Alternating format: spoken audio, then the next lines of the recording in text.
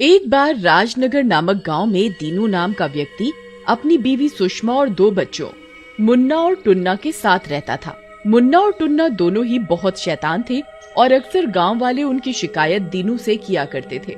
उनके घर के सामने एक दूसरा मकान था जो कि सालों से खाली पड़ा हुआ था और काफी डरावना सा दिखता था। एक दिन मुन्ना को उस मकान की छत पर एक औरत और बच्चा दिखाई पड़ते हैं। अरे टुन्ना, तूने उस मकान की छत पर कुछ देखा? मुझे वहाँ पर एक बहुत डरावनी सी औरत और एक बच्चा दिखा। अरे छोड़ो ना मुन्ना भैया, शाम को पापा से पूछ लेंगे। वैसे भी कई सालों से तो ये मकान बंद पड़ा है। फिर मुन्ना दीनू से मकान के बारे में पूछता है। अरे पापा, ये सामने वाला मकान किसका है और यहाँ कोई क्यों नहीं रहता? मैंने किसी डरावनी औरत को एक बच्चे के साथ छत पर देखा था। अरे तुम दोनों अपनी पढ़ाई पर ध्यान दो। ये मकान किसका है और यहाँ कोई क्यों नहीं रहता, इससे तुम्हें क्या? वैसे भी हमें यहाँ आए ज्यादा टाइम तो हुआ नहीं, तो मुझे क्या पता यहाँ कौन रहता है या ये घर ऐसा क्यों है। और ये सब फालतू की बातें बंद करो, रोज नई कहानी, गधे कहीं के नालायक। इसके बाद दीनू वहाँ से चला जाता है और फिर मुन्ना और टुन्ना भी बाहर खेलने चले जाते हैं। तभी मुन्ना देखता है कि एक गोपी नाम का गांव वाला नदी में नहा रहा है। अरे वाह वाह वाह वाह, इसे कहते हैं स्विमिंग पूल। ये शहर वालन का देखो, चूहे जैसे गड्ढे में थोड़ा सा पानी डालकर उसी को स्विमिंग पूल कहते हैं। आज तो तबीयत खुश हो गई नदी में नहाकर।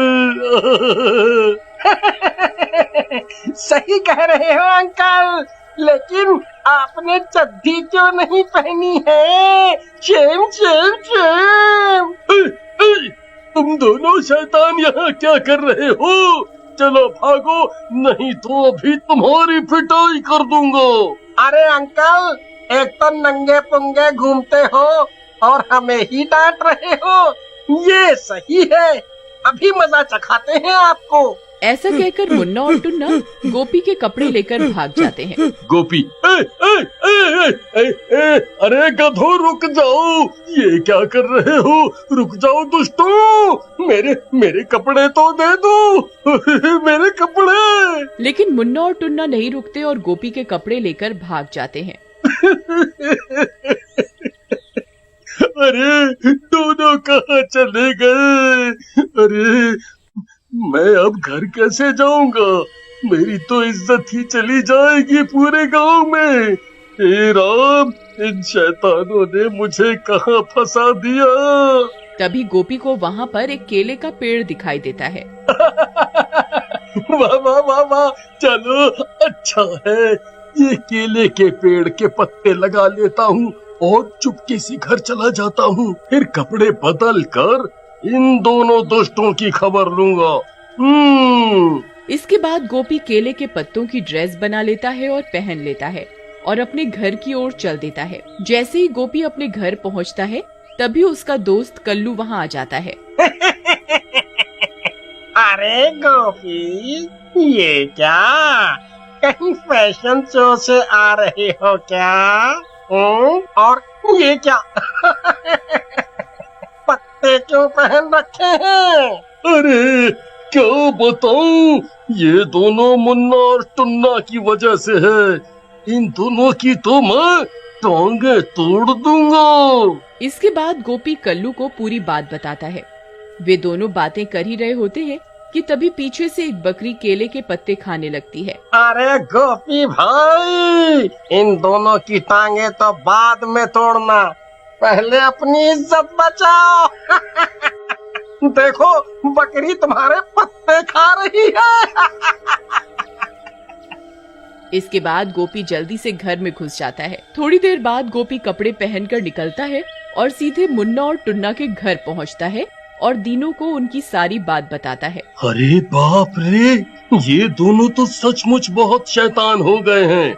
गोपी भैया, मैं आपसे माफी मांगता हूँ और इन दोनों नालायकों को घर आने दो, मैं इनकी खबर लूंगा अच्छे से। उस रात दीनू के घर के सामने वाले मकान में अचानक लाइट जलने लगती है और उसकी रोशनी दीनू के कमरे में जाती है। अरे सुनते हो, लगता है अपने सामने वाले मकान में कोई रहने आया है। लाइट जल रही है। अरे यार क्या लुगाई है। अरे लाइट जल रही है तो जलने देना, कल सुबह जाके देख लेंगे। सोने दे, अब मुझे काम पर जाना है। उसके बाद सुषमा और दीनू सो जाते हैं। अगली सुबह उठकर दीनू उस मकान में जाता है। वहाँ पर मकान का मालिक और उसकी बीवी अपने बच्चे के साथ बैठी होती है। अरे भाई साहब, आपने ये मकान लिया है क्या? काफी दिनों से यहाँ कोई नहीं रह रहा था। जी भाई साहब, मैंने ही ये मकान खरीदा है, सस्ता मिल रहा था तो ले लिया। वैसे आप कौन? जी मैं आपका पड़ोसी हूँ और सामने वाला मकान मेरा है। कोई भी काम हो तो बताना, मैं पूरी मदद करूँगा आपकी। उसके बाद दीनू वहाँ से चला जाता है। एक दिन मुन्ना और टुन्ना अपने घर के बाहर खेल रहे होते हैं। तभी उन्हें सामने वाले मकान में एक लड़का दिखता है जो उनकी तरफ काफी देर से देख रहा होता है। अरे टुन्ना, कई दिनों से देख रहा हूँ, ये लड़का ऐसे ही अपने घर से हमें देखता रहता है, लेकिन कुछ बोलता नहीं है। कुछ गड़बड़ लगती है। लगता तो मुझे भी ऐसा ही है। एक काम करते हैं, चलकर देखते हैं। मुन्ना और टुन्ना चुपके से सामने वाले घर की खिड़की के पास जाते हैं, लेकिन खिड़की ऊपर होने के कारण मुन्ना टुन्ना को अपने कंधे पर बिठा लेता है और टुन्ना अंदर झांकता है। अरे टुन्ना, अंदर कुछ दिखा? चुप क्यों है? अरे मुन्ना भैया, चुपचाप चलो यहाँ से, अंदर बहुत गड़बड़ है। अरे क्या हुआ? कुछ तो बोलो। अंदर एक चुड़ैल है मुन्ना भैया। चुड़ैल? क्या बोल रहा है भाई? आंटी देख ली होगी तूने बिना मेकअप के। मैं देखता हूँ, तू मुझे कंधे पे उठा, डरपोक कहीं का चुड़ैल।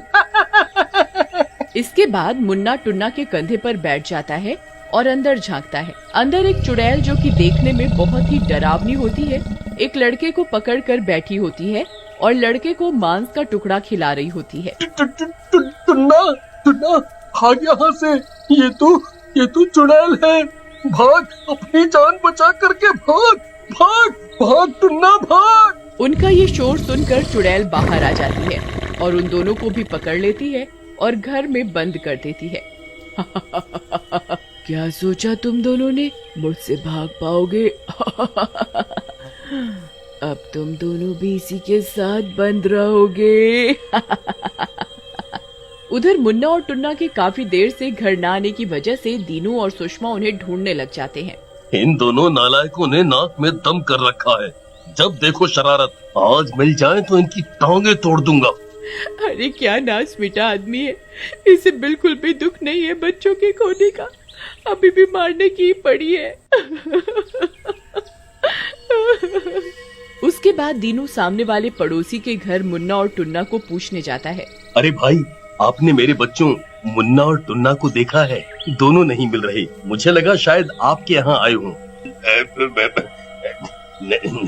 नहीं नहीं भाई, हमारे यहाँ तो कोई भी नहीं आया। अगर मुझे दिखेगा तो मैं बता दूंगा। हाँ, बता दूंगा। मकान मालिक जल्दी से दरवाजा बंद कर देता है, लेकिन मकान मालिक की इस हरकत से दीनू को उस पर शक हो जाता है। उसी रात को उस सामने वाले मकान से काफी अजीब अजीब सी आवाजें आने लगती हैं।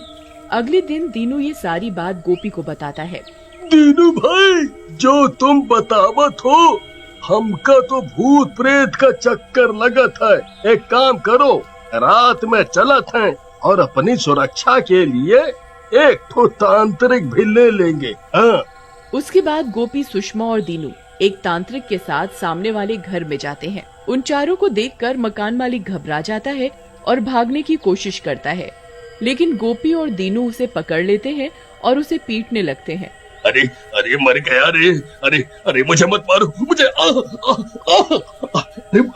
मुझे मत मारो, मुझे मत मारो। छोड़ दो मुझे, छोड़ो। छोड़ेंगे नहीं, फोड़ेंगे। अगर तूने सच नहीं बोला कि क्या चक्कर है और मेरे बच्चे कहाँ हैं? हाँ, मैं बताता हूँ, लेकिन मुझे मत मारो। दरअसल ये चुड़ैल है जो मेरे पीछे पड़ गई है।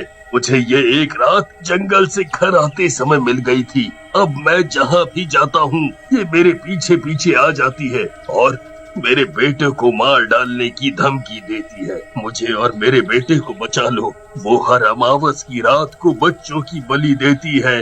बचा लो, हमें बचा लो। बचा लो। तभी वो चुड़ैल वहाँ आ जाती है। तूने इन लोगों को सब बता दिया। लेकिन तूने क्या सोचा, ये तुझे बचा लेंगे? ये भी अब तेरे साथ ही मरेंगे। दोस्त चुड़ैल, लगता है तुझे कोई सिद्ध महात्मा नहीं मिला है अभी तक। आज मैं तुझे बताता हूँ बच्चों की बलि चढ़ाना क्या होता है। इसके बाद तांत्रिक अपने चिमटे से चुड़ैल के सिर पर वार करता है। चुड़ैल के सिर के 2 टुकड़े हो जाते हैं और वो वहीं जलने लगती है और फिर सब कुछ ठीक हो जाता है।